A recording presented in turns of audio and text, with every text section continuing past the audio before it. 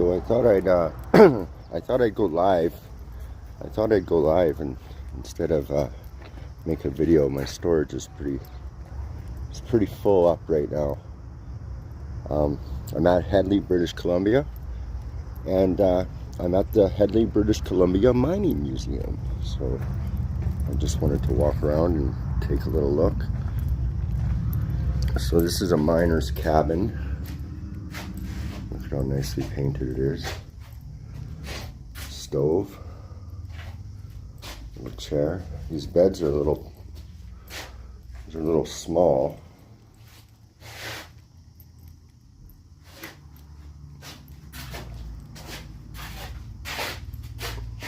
Yeah. Some pictures. So yeah, Headley's a pretty interesting town actually. There was a lot of mining activity here back in the day.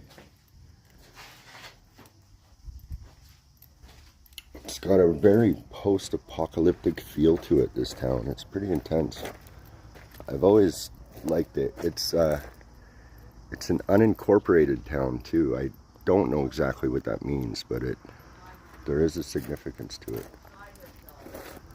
So check that out. There's a little cave up there.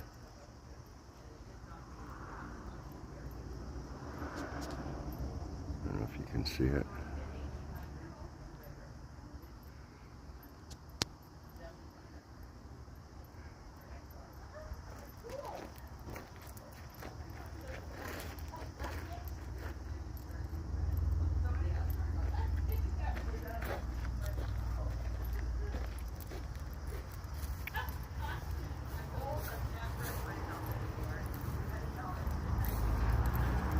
Yeah, here we go.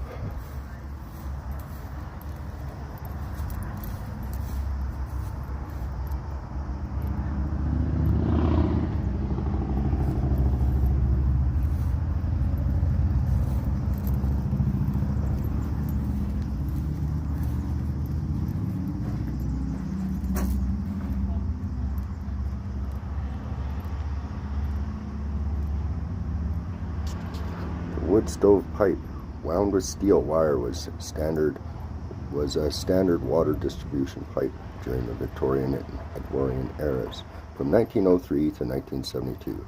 Dams on Headley, 20 Mile Creek, fed water through the flumes or wood stave pipes to the town site.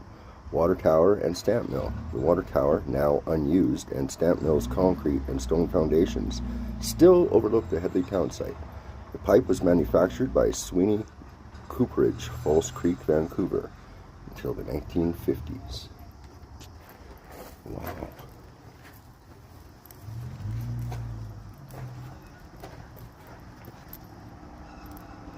What's this? Cone crusher and liner manual. After the ore is removed from the mine, it must be grounded into finer and finer stages in order to facilitate extraction of the valuable metals. A cone crusher, a device into the top of which chunks of ore are fed and are progressively ground into narrowing space as the inner core wobbles and rotates, was used in the Headley mill. After the mantle and liner wore thin, they sometimes got discarded in the mine dump, and that's where these were found. Okay, so that's what these are. Oops. There we go. I think I'm going to read every one of these ones, but overhead belt drive assembly. That's what this is here.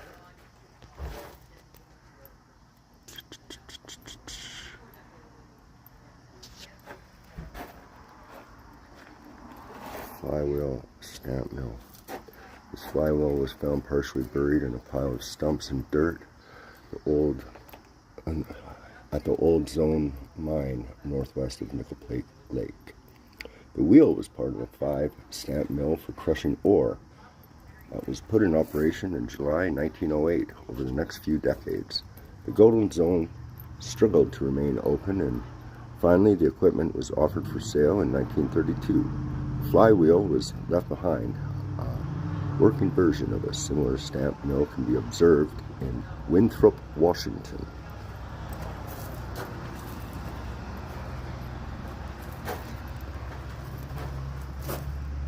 Wow, they got a whole bunch of shit here.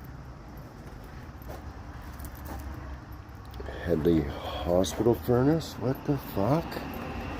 A wood coal furnace was used in Headley Hospital perhaps as early as the spring of 1910 when the hospital was opened. It was made by J.A.S. Stewart Co. of Woodstock, Ontario, one of Ontario's largest stove companies from 1892 to 1960. The donut-shaped heat diffuser was mounted on the top of the furnace. Its larger surface area enabled more heat to be extracted from the smoke before it went up the chimney. Oh, wow. Isn't that special?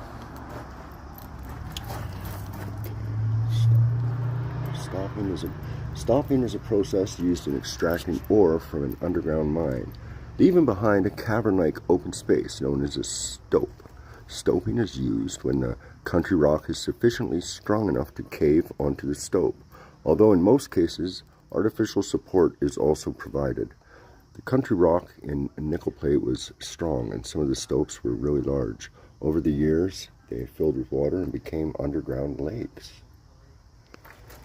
Interesting. Water pump used underground in the former Kelowna Explorations Company nickel plate mine. Wow, it's kind of cool.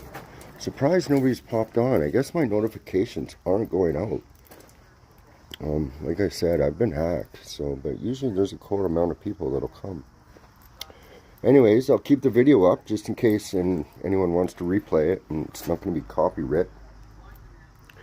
And there's some kind of interesting, cool shit to look on here. So if we're not going to have a little chitty chat, I think I'll just keep it there, and I'll end the video.